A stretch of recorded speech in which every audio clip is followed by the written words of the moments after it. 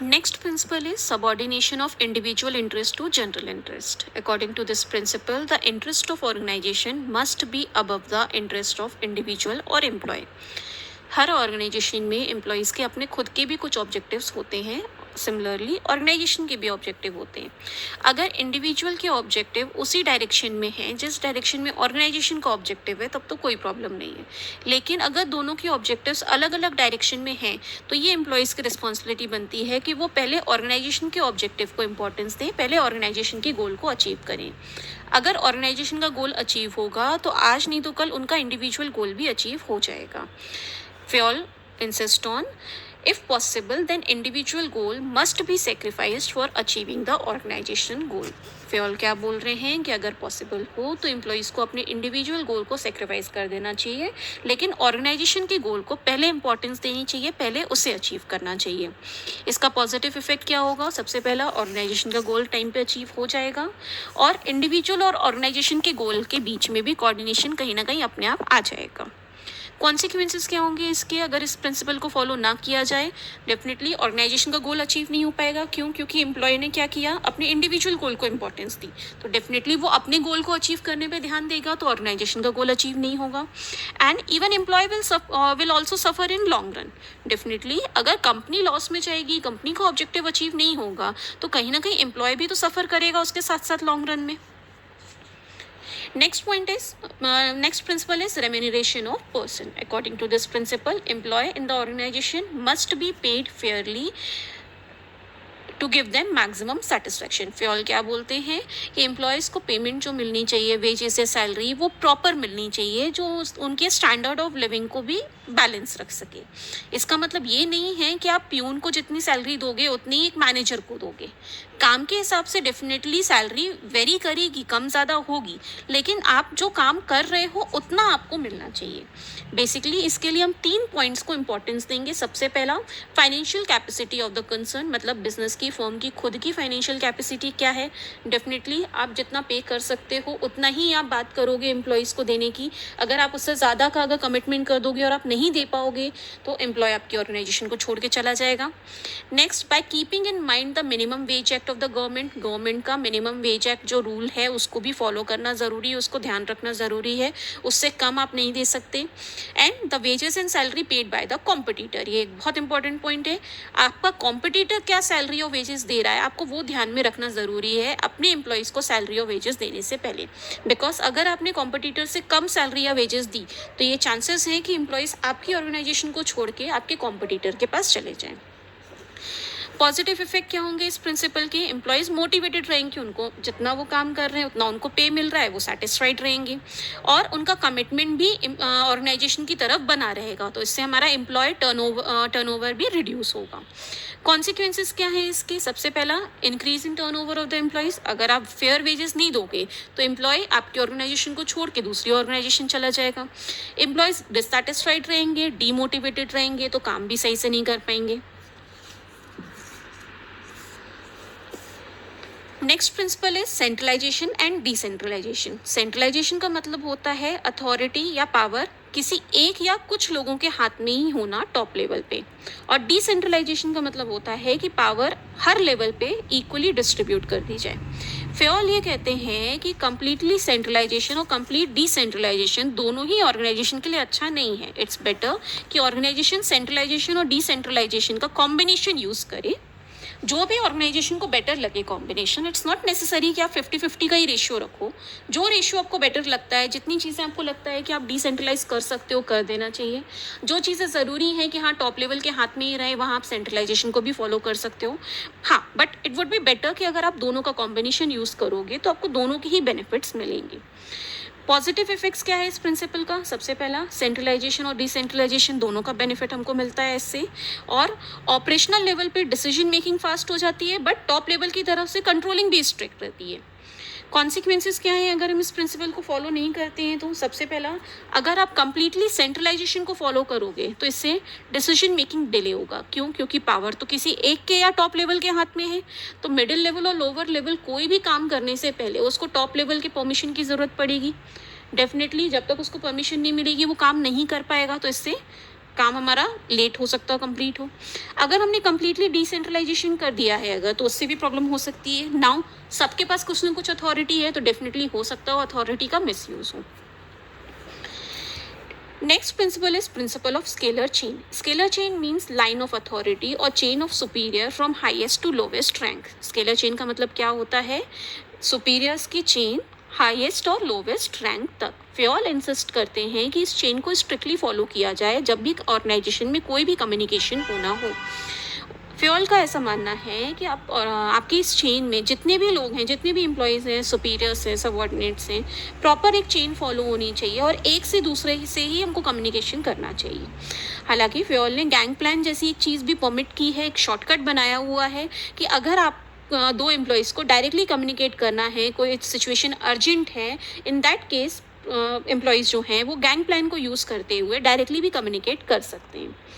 Positive effect क्या होगा इस प्रिंसिपल का? सबसे पहला, इन्फॉर्मेशन सिस्टमैटिकली फ्लो होगी हर एक एम्प्लॉय से दूसरे एम्प्लॉय तक, और कम्युनिकेशन गैप क्रिएट नहीं होगा। सभी जो भी एम्प्लॉयज़ इस चेन में जुड़े हुए हैं सभी के पास पूरी इन्फॉर्मेशन होगी, कोई भी कम्युनिकेशन गैप क्रिएट नहीं होगा। कॉन्सिक्वेंसेस क्या हैं अगर हम इसको प्रॉपर फॉलो नहीं करते हैं? तो देयर में बी अ कम्युनिकेशन गैप। हो सकता हो कि एक एम्प्लॉय ने दूसरे को तो बताया, उसके बाद आगे इन्फॉर्मेशन पास ऑन नहीं हुई, जिसकी वजह से फॉर एग्जांपल इस चेन में 10 लोग हैं लेकिन इन्फॉर्मेशन सिर्फ 2 के पास ही है, बाकी 8 लोगों को कुछ मालूम ही नहीं है कि क्या करना है, कैसे करना है, या क्या इन्फॉर्मेशन पास ऑन हुई है। And no clarity in authority, responsibility and relationship. इसकी वजह से हो सकता है कि किसकी क्या अथॉरिटी है, रिस्पॉन्सिबिलिटी है, या क्या रिलेशनशिप है सुपीरियर और सबऑर्डिनेट का, ये क्लैरिफाई ना हो पाए। Next principle is principle of order. In this principle, order does not means command, but it refers to orderly arrangement of men and material. Order का मतलब यहाँ पे कमांड देना नहीं है, यहाँ पे हम order को यूज़ कर रहे हैं as orderly arrangement of man and material. Fayol insist करते हैं कि ऑर्गेनाइजेशन में हर एम्प्लॉय की और हर चीज़ की भी अपनी एक जगह होनी चाहिए जो फिक्स रहे। से फॉर एग्जांपल, अगर आप एक ऑर्गेनाइजेशन में जाते हैं और वहाँ किसी भी एम्प्लॉय की कोई भी पोजीशन फिक्स नहीं है, कौन कहाँ बैठ के काम करेगा, किसका क्या डिपार्टमेंट है, किसका कौन सा कैबिन है, ये कोई फिक्स नहीं है, जिसको जहाँ जगह मिलती है वो वहीं बैठ जाता है काम करने। इन दैट केस अगर आप किसी एक पर्टिकुलर पर्सन को ढूंढ रहे हो तो डेफिनेटली आपको टाइम बहुत ज़्यादा लगेगा। एम्प्लॉयज़ को भी आपस में भी एक दूसरे को ढूंढने में, एक दूसरे से कम्युनिकेट करने में, या उन्हें कोई सामान चाहिए उसे ढूंढने में ऑब्वियसली टाइम लगेगा। क्यों? क्योंकि चीज़ों की जगह फिक्स नहीं है। इसकी वजह से क्या होगा, काम करने में बहुत दिक्कतें आएंगी। दैट्स वाई फ्योल क्या बोलते हैं कि नहीं, आप हर पर्सन की, हर एम्प्लॉय की एक प्रॉपर जगह फिक्स करो कि उसे कहाँ काम करना है। And apart from that, materials भी, मशीन्स या जो भी चीज़ें यूज़ में आनी है उनकी भी हर एक चीज़ की प्रॉपर एक जगह फिक्स होनी चाहिए ऑर्गेनाइजेशन में। इस प्रिंसिपल का पॉजिटिव इफेक्ट क्या है? सबसे पहला, मैन या मटेरियल दोनों को ही ढूंढने में टाइम वेस्ट नहीं होगा एंड ऑर्गेनाइजेशन की वर्किंग जो है वो स्मूथ और सिस्टमैटिक चलती रहेगी। अगर इस प्रिंसिपल को फॉलो नहीं किया जाए तो डेफिनेटली आपको लोगों को ढूंढने में या चीज़ों को ढूंढने में टाइम वेस्ट करना पड़ेगा, और हो सकता है सही टाइम पे सही पर्सन से आप कांटेक्ट ना कर पाएँ, उसकी वजह से भी ऑर्गेनाइजेशन के काम में प्रॉब्लम आ सकती है। Next principle is principle of equity. Equity refers to kind, fair and just treatment to employees. Employees will put their maximum effort only when they are treated with kindness and justice. Fayol क्या बोलते हैं कि हमको organisation में biasness नहीं रखनी चाहिए, भेदभाव नहीं रखना चाहिए, हमको एम्प्लॉयज़ को एक ही तरीके से ट्रीट करना चाहिए। से फॉर एग्जांपल कि मेरे अंडर में 8-10 जूनियर्स काम कर रहे हैं जिसमें कुछ लड़के हैं कुछ लड़कियां हैं। नाउ से for example, just because I am a girl, इसलिए मैं जो फीमेल एम्प्लॉयज़ हैं उनके साथ लीनियंट होती हूँ, तो डेफिनेटली ये मेरा जजमेंट कैसा हुआ, या ये मेरा जो ये काम करने का तरीका हुआ वो कैसा हुआ, बायस्ड हुआ। मैं क्या कर रही हूँ, भेदभाव कर रही हूँ। क्यों? क्योंकि मैं एक लड़की हूँ इसलिए मैं लड़कियों को फेवर करती हूँ और लड़कों को नहीं, लड़कों के साथ मैं ज़्यादा स्ट्रिक्ट हूँ। जबकि फ्योल क्या बोलते हैं कि नहीं, ऐसा नहीं होना चाहिए, किसी भी बेसिस पे आपको बायसनेस नहीं रखनी चाहिए, सभी एम्प्लॉयज़ इक्वल हैं आपके लिए। अगर किसी से भी गलती हो रही है तो आप उसको वैसे ही पनिश करोगे जैसे आप दूसरे को करते। अगर इस प्रिंसिपल को सही तरीके से फॉलो किया जाए तो एम्प्लॉयज सेटिस्फाइड रहेंगे, मोटिवेटेड रहेंगे, उनका मोरल बूस्ट अप होगा, तो वो ऑर्गेनाइजेशन के लिए अच्छे से काम करेंगे। एंड अगर इस प्रिंसिपल को सही से फॉलो ना किया जाए तो इसका क्या असर हो सकता है, एम्प्लॉयज़ डिससेटिस्फाइड हो सकते हैं। लाइक इस केस में जो अभी मैंने एग्जांपल दिया, इन दैट केस हो सकता हो जो मेरे मेल एम्प्लॉयज़ हैं, मेल वर्कर्स हैं, वो डिससेटिस्फाइड हो जाएं कि नहीं मैम तो सिर्फ फीमेल्स को ही फेवर करती हैं, उनसे कोई गलती होती है तो वो उनको कुछ नहीं बोलती, लेकिन हमारी छोटी सी गलती पे भी हमको डांट पड़ती है। तो उनके बीच में क्या होगा, डिससेटिस्फैक्शन क्रिएट होगा, तो डेफिनेटली वो मेरे लिए अच्छे से काम नहीं कर पाएंगे। इसकी वजह से टर्नओवर भी इंक्रीज हो सकता है। टर्नओवर मतलब एम्प्लॉयज़ जो है, मेरे जो मेल एम्प्लॉयज़ हैं, वो हो सकता हो जॉब छोड़ के जाने की बात करें। क्यों? क्योंकि डिससेटिस्फाइड है, उनको अच्छा नहीं लग रहा है, उनके साथ मेरा बिहेवियर जो है वो कैसा है, बायस्ड है। तो डेफिनेटली वो मुझे मेरी कंपनी को छोड़ के जाने की बात करेंगे। And unhealthy relationship between superior and subordinate, इससे मेरे और मेरे जूनियर्स के बीच में जो रिलेशनशिप होगा वो कैसा हो जाएगा, अनहेल्दी। ना मैं उनको बेटर समझ पाऊंगी, ना मुझे बेटर समझ पाएंगे, इसकी वजह से हम काम भी साथ में नहीं कर पाएंगे। Next point is stability of tenure of personnel. It refers to no frequent termination and transfer. Fayol क्या बोलते हैं कि एम्प्लॉय को जॉब सिक्योरिटी की फीलिंग होना बहुत ज़रूरी है, इसलिए ना तो आप उसे बार बार टर्मिनेट करो, ना बार बार ट्रांसफ़र करो। से फॉर एग्जांपल आपको एक कंपनी में जॉब मिली और आपको ये बोला गया है कि आपको कभी भी किसी भी दूसरे डिपार्टमेंट में ट्रांसफ़र किया जा सकता है, तो क्या आप अपना 100% अपने काम को दे पाओगे? डेफिनेटली आपको लगेगा ना कि हो सकता हो पता नहीं कब मुझे ये काम छोड़ के जाना पड़े। आपका आधा माइंड या आपका आधा जो ध्यान है वो उसी बात पे लगा रहेगा कि पता नहीं आपका ट्रांसफ़र कब हो जाए। सिमिलरली अगर आपको ये बोल दिया जाए कि आपकी जॉब अभी फिक्स्ड नहीं है, आपसे छोटी सी भी गलती हुई और आपको जॉब से निकाल दिया जाएगा, तो definitely in that case also हमें कैसा लगेगा कि कुछ भी गलती हुई हमें जॉब से निकाल दिया जाएगा। तो ऑटोमेटिकली ये जो फियर है ये हमारे दिमाग में बना रहेगा, जिसकी वजह से हम अपने काम पे 100% कॉन्सेंट्रेट नहीं कर पाएंगे। इसलिए फ्योल क्या बोलते हैं कि बार बार इस तरीके से एम्प्लॉयज़ को ना तो टर्मिनेट किया जाए, ना ट्रांसफ़र किया जाए। स्टेबिलिटी बना के रखना ज़रूरी है, एम्प्लॉयज़ को जॉब सिक्योरिटी की फीलिंग होनी चाहिए। अगर एम्प्लॉय इनसिक्योर रहेगा तो वो अपना 100% नहीं दे पाएगा। सबसे पहला पॉजिटिव इफेक्ट क्या होगा इस प्रिंसिपल का, एम्प्लॉय की खुद की एफिशिएंसी इंप्रूव रहेगी। वो अगर सिक्योर्ड फील करेगा, मेंटली वो रिलैक्स्ड होगा, तो वो सही तरीके से काम करेगा, उसकी इफेक्टिवनेस इंप्रूव होगी और टाइम और रिसोर्सेज भी वेस्ट नहीं होंगे।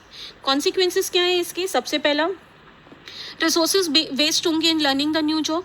से फॉर एग्जाम्पल आपने एक एम्प्लॉय को पहले काम पे रखा, वो थोड़ा थोड़ा काम सीख ही रहा था लेकिन उससे गलती हो रही थी, आपने उसको जॉब से निकाल दिया। अब आप उसकी जगह दूसरे एम्प्लॉय को लेकर आओगे तो आपको अभी तक आपने जो पहले वाले एम्प्लॉय को जितना सिखाया था उसमें आपने जितने रिसोर्सेज यूज़ किए थे, अब आपको वो रिसोर्सेज फिर से यूज़ करने पड़ेंगे। इसकी वजह से आपके रिसोर्सेज वेस्ट होंगे और एम्प्लॉय के बीच एम्प्लॉयज़ को भी फ्रस्ट्रेशन होगा, वो भी डिससेटिस्फाइड होंगे, वो भी अपना काम सही से नहीं कर पाएंगे। Next principle is principle of initiative. Initiative refers to taking the first step with self-motivation. Fayol suggests that employees in the organization must be given an opportunity to take some initiative in making and executing plans. Basically top level जो plan को बनाता है तो उस plan के according workout किसको करना होता है, मिडिल लेवल और लोअर लेवल को। इसलिए फ्योल क्या बोलते हैं कि आप मिडिल या लोअर लेवल से एम्प्लॉयज़ को अपने प्लानिंग करते वक्त भी आप उनको इंक्लूड करो, उनको इनिशिएशन लेने के लिए मोटिवेट करो कि वो भी अपने सजेशंस दें। फ्योल ये नहीं बोल रहे कि आपको एम्प्लॉय के सजेशन को मानना ही मानना है, लेकिन एटलीस्ट उनको इनकरेज करो कि वो सजेशंस दें। हो सकता हो इससे कंपनी का ही फ़ायदा हो, कंपनी को कोई अच्छा सजेशन या कोई अच्छा ऑप्शन मिल जाए, कंपनी का प्रॉफिट ज़्यादा हो उसकी वजह से। बेसिकली अगर एम्प्लॉयज़ इनिशिएशन लेंगे प्लानिंग में तो उसके दोनों तरफ से फ़ायदे होंगे। पहली चीज़, कंपनी को भी नए सजेशंस मिलेंगे, कंपनी के पास ज़्यादा ऑप्शंस होंगे चूज़ करने के लिए। अपार्ट फ्रॉम दैट एम्प्लॉय भी मोटिवेटेड रहेगा, वो ऑर्गेनाइजेशन का अपने आप को ऐसा फील करेगा कि वो ऑर्गेनाइजेशन का एक पार्ट है। अपार्ट फ्रॉम दैट वो उस प्लान को अच्छे से समझ पाएगा, क्यों? क्योंकि उसने खुद ने भी उसमें कंट्रीब्यूट किया है कुछ ना कुछ, एंड डेफिनेटली वो उसको सही तरीके से फॉलो करने की कोशिश करेगा। पॉजिटिव इफेक्ट क्या है इस प्रिंसिपल के, develop the feeling of belongingness in the employee, जो मैंने अभी समझाया कि एम्प्लॉयज़ अपने आप को ऑर्गेनाइजेशन का पार्ट फील करेंगे, ऑर्गेनाइजेशन का हिस्सा मानेंगे, तो डेफिनेटली उसके लिए अच्छे से काम करेंगे। And employee achieve the target on time if they are setup with their consultant. अगर प्लान्स जो हैं वो एम्प्लॉयज़ के साथ में मिल के बनाए गए हैं तो डेफिनेटली वो उसे अच्छे से समझेगा, तो वो टाइम पे उसको कंप्लीट भी कर पाएगा। कॉन्सिक्वेंसेस क्या है इसके? Employee will not work to the best of their ability. अगर प्लान समझ में ही नहीं आएगा एम्प्लॉय को, या एम्प्लॉय के दिमाग में बार बार ये चलता रहेगा अगर कि ये प्लान ऐसा नहीं, ऐसा और अच्छे तरीके से वर्कआउट कर सकता था मे बी, तो वो अपना 100% दे नहीं पाएगा और एम्प्लॉयज़ डीमोटिवेटेड फील करेंगे, तो वो तब भी वो ऑर्गेनाइजेशन के लिए अच्छे से काम नहीं कर पाएंगे। Next principle is principle of spirit drop.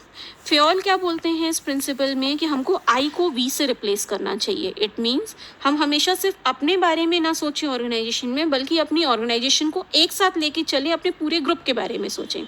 Fayol insist on mutual trust and belongingness among the team member. Positive effect क्या है इस प्रिंसिपल का? टीम स्पिरिट डेवलप होगी, सब लोग मिलकर एक साथ काम करेंगे, सिर्फ अपने अपने बारे में ना सोचते हुए पूरे ग्रुप के बारे में सोचेंगे, तो टीम स्पिरिट डेवलप होगी और ग्रुप का जो गोल है वो भी टाइमली अच्छे से अचीव हो पाएगा। कॉन्सिक्वेंसेस क्या है इसके? सबसे पहला, टीम गोल हो सकता हो अचीव हो ही ना पाए। क्यों? क्योंकि सब लोग अपने अपने बारे में सोच रहे हैं, सब अपने अपने गोल्स को अचीव करने में लगे हुए हैं और इससे टीम स्पिरिट भी डेवलप नहीं होगी।